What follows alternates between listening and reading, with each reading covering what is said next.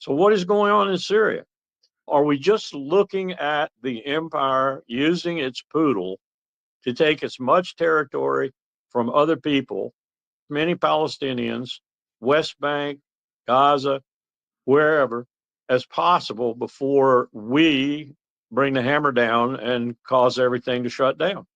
Or maybe somebody, I don't know, I understand from people I trust in Israel that his livelihood, his life, his tenure politically might be extremely limited. But I've been hearing that for so long that I just discount it mostly. I don't know how to figure it out anymore. I don't know what's going on there. I don't know who's talking for whom. I don't know who's telling the truth and who's offering negotiating tactics. And I don't know if anybody means what they say when they say it, other than I think the Israelis are relentless in wanting to get rid of as many Palestinians as possible in Gaza and on the West Bank. And that's going to be their writ, and that's what the IDF is going to be doing for the next year. At the same time, I'm hearing how fractious the IDF is right now, especially the rank and file and some of the officers. I'm paying attention to the Israelis whom I have learned to pay attention to with regard to reality. And those Israelis are essentially saying, for example, the new IDF chief of staff, we're going back to war. Get yourself ready. We're going back to war. And you put the warning order out latter part of last week or early this week, Monday, or the weekend maybe. I'm trying to think of his name, the new chief of staff. Oh, Zamir. Yeah, Zamir. And it essentially said to all reservists and others in the IDF, we're going back to war. And I guess Bollard was a principal conductor of this, and now he's in some disrepute in some channels. In others, he's being hailed as a breakthrough. But what did he break through to? Other than Hamas essentially saying we need a 5-year ceasefire or something like that, a big, long ceasefire, and you get all your hostages back and we get the prisoners we need back that we've told you we need. What does that mean? Does that mean Hamas is going to be welcomed back into Gaza as a part of the governing apparatus? I don't think so. Not with Netanyahu, or increasingly with Trump, nor increasingly with Rubio. Does that seem to be, and certainly not with excess, does that seem to be an eventuality? So I don't know what to figure out of this, where we're going. That sort of, maybe that's just a negotiating tactic, but I don't think so. I think they're fully intent on going back to war. On the other side, you have these talks initially really criticized by certain Knesset members and others of Netanyahu's ilk that were directly between the United States and Hamas. So I don't know who's hiding what from whom, and I don't know what the real purpose of all this is, other than I think Netanyahu's fully intent on continuing. And the Arabs are just, to me, like the Arabs most of the time are, feckless. And then you throw Syria into it, where we've got the government saying one thing. They have stopped all the Alawite and other Assad riser-uppers, the people who decided they were going to come out of the woodwork and contest the new government in Damascus. Word last night was they have stopped them. But Israel is still making their incursions, as I see it, and not being stopped in any way, fashion, or form by the provisional whatever government in Damascus. I don't know what Trump wanted him to do except prove that Trump could talk to anybody and anybody would talk to Trump. And Hamas made that even more profound by essentially releasing a statement, as I understand it, that the U.S. was good to talk to. U.S. hostages could be returned forthwith because the U.S. was good to talk to, which may have ricocheted to Boller's discredit with Netanyahu, and Netanyahu might have registered that with Trump. I don't know. I do know that I think what Netanyahu is planning and what Netanyahu fully intends to resume is, and this business of the relief supplies and UNRWA not being allowed in, but other entities being allowed in. And what does that mean in terms of the power that's been turned off and what that means for the Khazans? And he's just making it more and more miserable for them and more impossible for them to stay. The ultimate aim being, of course, what Trump said in his kind of apocryphal remarks, that we're going to move everybody out. Everybody's going. I think Boller got himself in some trouble because he made some remarks about talking directly to Hamas, and even some remarks that might have been considered by the Israelis, who consider anything that isn't absolutely brutal and bloody about Hamas, as being favorable towards Hamas. And that put him in disfavor with the right-wing Israelis. This is typical Trump, though, trying to probe every little place he can and back up from those that don't prove productive, or worse, produce bad results for him, politically and otherwise, and then try another one. I don't know who's speaking for whom. I don't think Rubio is speaking for what's going on there. Not really. I think only people who are Witkoff and Trump when you grind it down to the bottom of the can. But I don't know what that means. And then you look at the Philadelphia corridor and you understand how the Egyptians feel about that and how the Israelis are abusing how the Egyptians feel about that. Then you look at Lebanon and you see how Lebanon's armed forces are principally apparently cooperating with the IDF right now to clear out remaining elements of Hezbollah. It looks like everything I have been saying is true, that Israel operates for us, not the other way around, and that we are, thank you very much, quite content with the way they're operating right now, with a couple of wrinkles maybe around the edges, especially where those wrinkles bring global condemnation down on the empire, because people are waking up to what reality I've pointed out, that Israel is our poodle. Israel is doing what we want them to do in the Levant.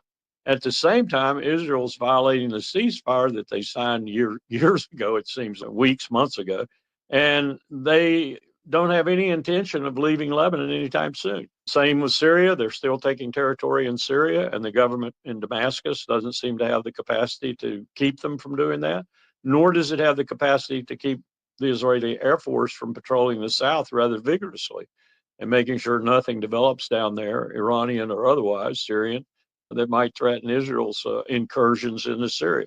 I think they're looking at El-Sisi as being incapable of doing anything, even though he's been threatening it. As I've said before, there are Arab armies that could move at any minute and probably give the IDF a real fright, if not harm them greatly, perhaps even existentially. I don't see that happening now, so I have to conclude that all of this was just show. Israel's our attack dog in the Levant, and Israel wants Syria, or vast proportions of it, and lots of water, lots of dams, lots of lakes, lots of rivers. Have you seen Netanyahu on top of the mountain talking about what a wonderful place it is? A little bit cold, he said. The skiing resort, which was a skiing resort for all the aristocrats of that region, they own it now. Mount Hermon, they own it. So I don't know what we're talking about other than Russia and maybe Turkey finally, maybe China, I don't know, coming in to thwart that a bit and to warn us off. And caught in the middle is this new government in Damascus, which is increasingly having trouble ruling. And they understand they're having trouble ruling, and I think they're beginning to understand why. They seem to be looking to Erdogan for more protection, and I think Erdogan is going to give them, but I don't know. They don't look at AIPAC as being the problem in the United States. They look at Washington as being the problem and Israel being an instrument of that problem. And that's the valid way to look at it. He's very happy with that ownership. He's not about to turn that loose. He's going to take more. He's going to take as much of Syria as we tell him to take. Russia knows that. China knows that. Turkey knows that. I can't believe they're so stupid that they don't know it. You got Iran, you got Russia with Iran, you got China in a sort of a pact with Russia, you got North Korea in a sort of a pact with Russia, you got the BRICS, you got Syria caught in the middle of the Arab world. They won't do anything of consequence themselves. They think they can buy every problem into resolution. And they proved that on 4 March, and they'll prove it again and again. We're going to let Israel do whatever Israel wants to do in the area until we tell Israel enough.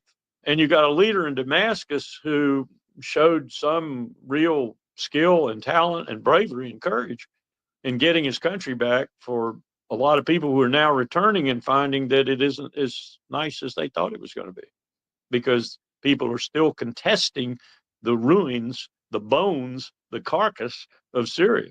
And I got to give him credit. I don't know where he came from. I do know where he came from, and I know what we were using him for, but I don't know where he got this current set of principles that he seems to be evincing. But I'm for him if he believes in them, and someone ought to give him a chance. But we're not going to. We're not going to. We haven't lifted sanctions. We're not going to lift sanctions. That's the final, that should be the final slaughter for Ukraine.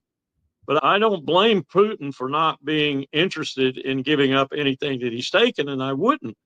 But I don't think it's going to be palatable that he insists on territory that he hasn't taken. Now, if he wants to continue the war, if he wants to fulfill the B&D's prediction and continue the war endlessly until he has taken that territory, that's another matter altogether. But I think that's going to screw the pudding, so to speak, that we have developing now for finally putting an end to this conflict. And he's got a man, hopefully, in Donald Trump that wants to do the same thing he wants to do with that bigger objective. And I wouldn't take too many chances with that. So now Putin's got the shoe on his foot, as it were, but it's a really tight shoe. He's got to decide whether he wants to do that, brought with that additional pressure brought on him, because he's got some right wingers in Moscow who are pushing him to not accept anything except all the things that all of them want. And we're at a point where it's very delicate, but if Putin will come back responsibly, and if every American could listen to that, what was it, 53 minutes or something like that? If every American could listen to that and understand that fundamentally Sergei has a better grasp on all of this than almost anyone in the world, and he puts it out there so beautifully in terms of the data and the rationale, and it's all against us. All of it is against us. We have been the most duplicitous negotiators, the most duplicitous supporters of Ukraine and a war. It's just unconscionable. But I wanted to rehearse a couple of things that he said because they're so important. And the parameters of that stop are pretty clear. Now, there's some things that have to be worked out, of course. Putin, for example, cannot demand, he can demand, but we cannot exceed to the demand that he have those portions of the oblasts he already mostly has that he doesn't have. He can't have land that he hasn't conquered. And there are other things, too, that have to be worked out, of course, that are serious and that will take some time, not the least of which is who is going to, as he said, who is going to patrol this land. I agree with him. The potential for interruption of that patrolling, of that peace, so to speak, is going to be far more on the side of the Ukrainians than on the side of the Russians. They would have no interest in reigniting the thing once it's stopped. But the Ukrainians, certain of them, would have, as they have for the last 15 years, have every interest in reigniting it and trying to pull some of their then quiescent European allies in with them. There are so many landmines buried in this supposedly moving now process that I'd be very concerned were I he that there's so many players on the other side that can muck it up, and we need to consolidate the sides, if you will, and we need to have each side speaking more or less with unanimity.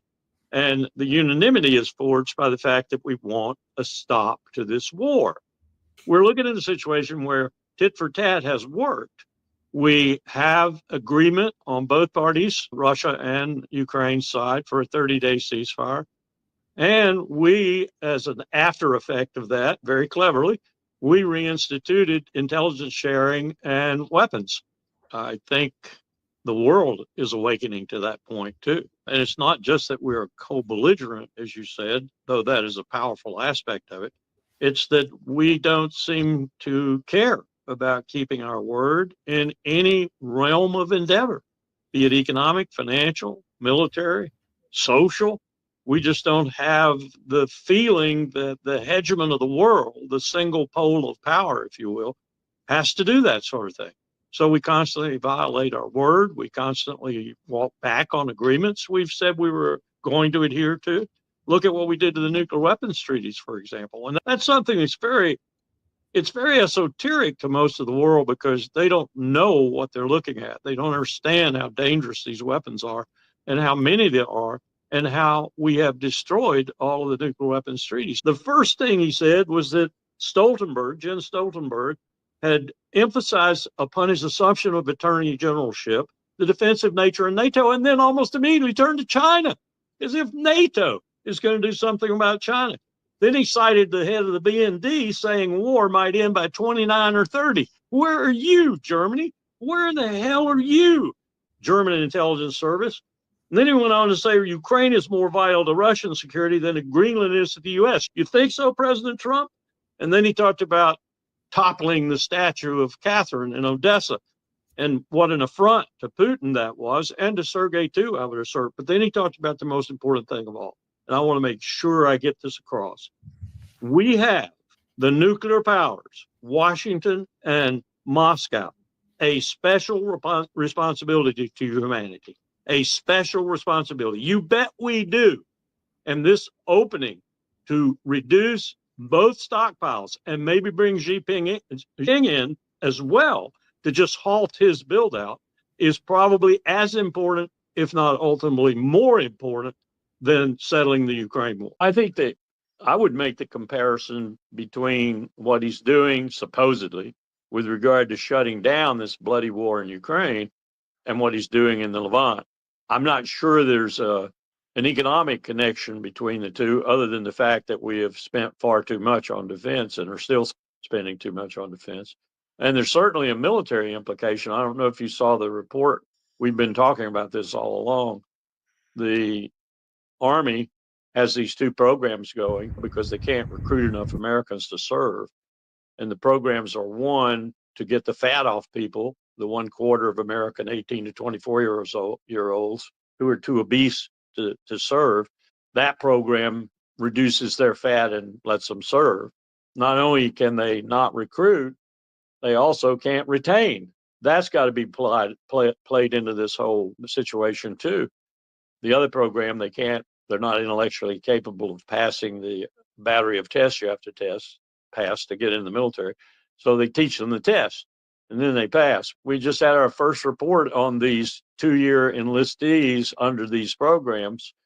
The Army lost 25% of its 2-year enlistees, and many of them were these people.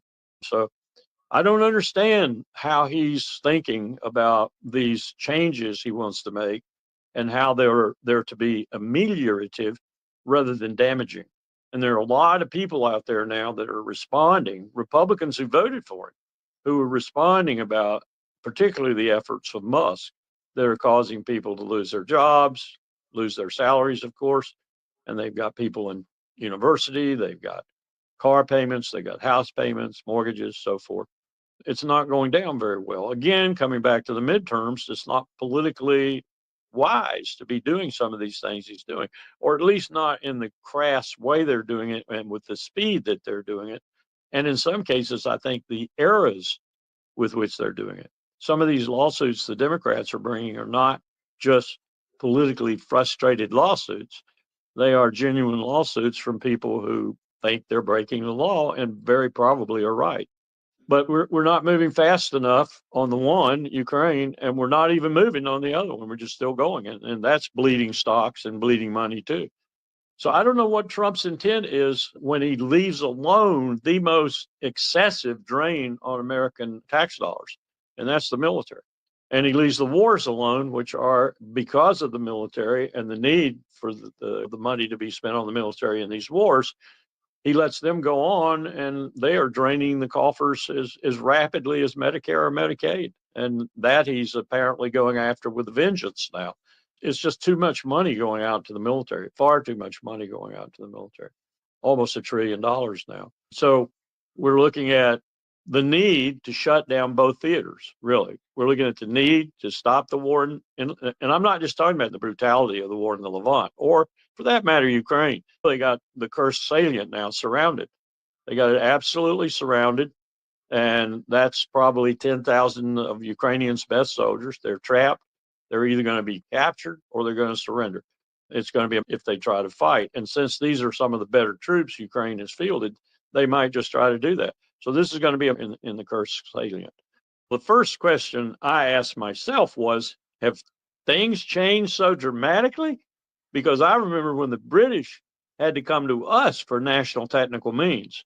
That is to say, we're the only people with that family of satellites up there in the air that can give you blanket coverage everywhere on the face of the earth, but particularly now since we've honed so much of it in on the space over Ukraine and that portion of Russia that abuts Ukraine. I understand Starmer has promised to, if Trump has done it, he said he was going to do it, and I was told he told the Pentagon to do it, cut off all sharing, U.S. intel sharing. Starmer apparently said, I'll pick it up.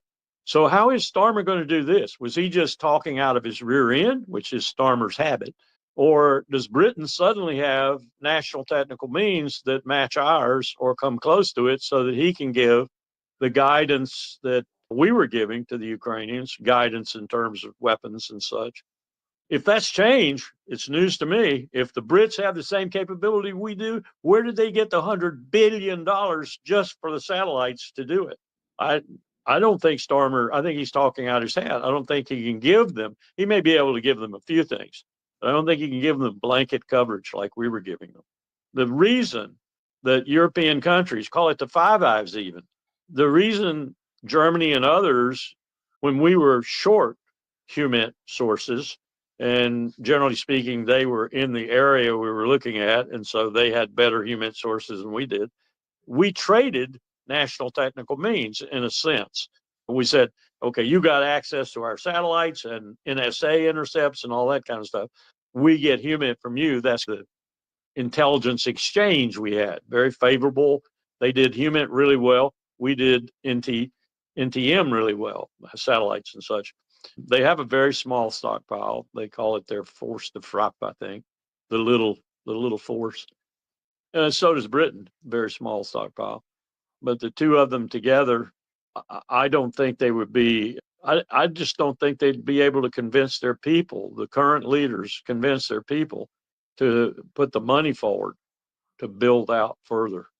If he's going to confront him, I'd love to see him sell that to the French people. I'll give you odds. I'd give you good odds and bet you he's not going to sell that to the French people. Look at Israel, for example. Israel would say, we've guaranteed our existence with these nuclear weapons. Have you really? Or have you guaranteed that when it comes down to it, and maybe the empire gets fed up with you, you have to use one on yourself? And that's why you have the Samson option. And what do you think that's going to do for you, except destroy your country?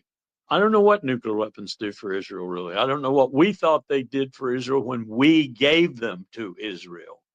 Lyndon Baines Johnson. These are very expensive weapons. Probably the most expensive weapons. No, not probably. They are the most expensive weapons we've ever invented.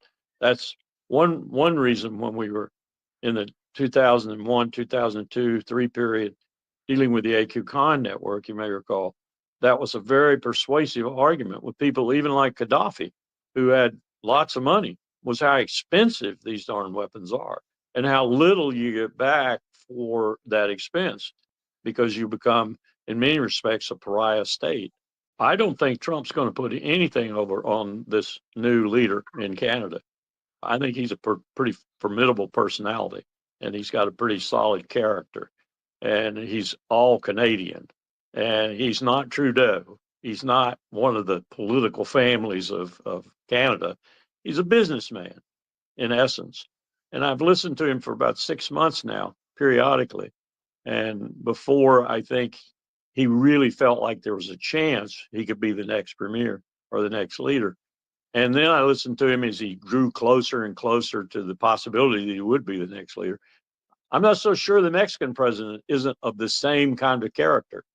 So this is going to be interesting to watch. And you see what our stock market is doing, and you see what the NASDAQ is doing, and you see what people are saying about that and what it might mean for the economy in the long term for Trump being the next 3.5 years. And you wonder if Trump understands what he's doing. And yet this is supposed to be his acumen. This is supposed to be his forte. This is supposed to be where he should excel in the business world, in commerce, in economics. It doesn't look to me like there's a lot of that going on, though. What it looks like to me is the reverse of that is going on. I think Trump has met his match there. So what does that mean? It means we'll probably have a tariff duel. You see what's happening right now. And we'll probably wind up with Canada winning some of that. And what does that mean? And Trump will double down on his promise to make Canada another state and try to bring as much pressure to bear. That's what really irritates Trump, is when somebody challenges him and is successful, not only politically in his own home, but politically in the world in general. And this guy's going to be that way. I got the opinion that he had thought all along there was a good chance, but he was being very circumspect, and he was really, his words were sharp and, in my view, full of not only wisdom but cleverness in terms of what he might do were he to be the ultimate leader.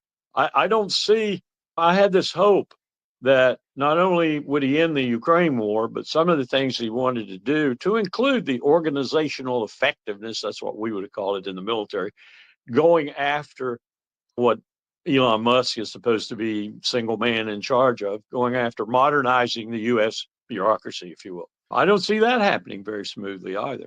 So I'm not confident that we're going to see anything but worse stuff from the Trump administration.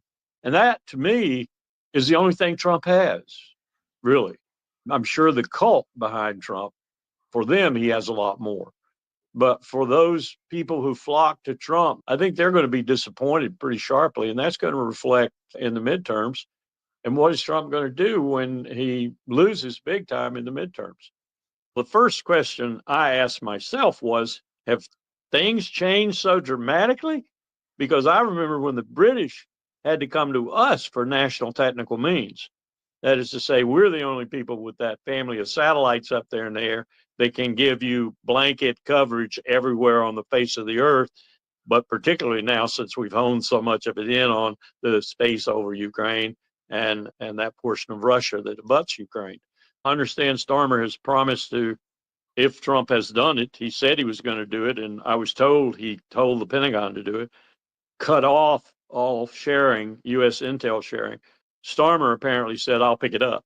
So how is Starmer going to do this? Was he just talking out of his rear end, which is Starmer's habit? Or does Britain suddenly have national technical means that match ours or come close to it so that he can give the guidance that we were giving to the Ukrainians, guidance in terms of weapons and such? If that's change, it's news to me. If the Brits have the same capability we do, where did they get the $100 billion just for the satellites to do it? I don't think Starmer, I think he's talking out his hat. I don't think he can give them, he may be able to give them a few things, but I don't think he can give them blanket coverage like we were giving them. The reason that European countries, call it the Five Eyes even, the reason Germany and others, when we were short human sources, and generally speaking, they were in the area we were looking at, and so they had better human sources than we did. We traded national technical means in a sense. We said, okay, you got access to our satellites and NSA intercepts and all that kind of stuff. We get human from you. That's the intelligence exchange we had. Very favorable. They did human really well. We did NTM really well, satellites and such. They have a very small stockpile. They call it their force de frappe, I think, the little force. So does Britain, very small stockpile. But the two of them together, I don't think they would be, I just don't think they'd be able to convince their people, the current leaders, convince their people to put the money forward to build out further.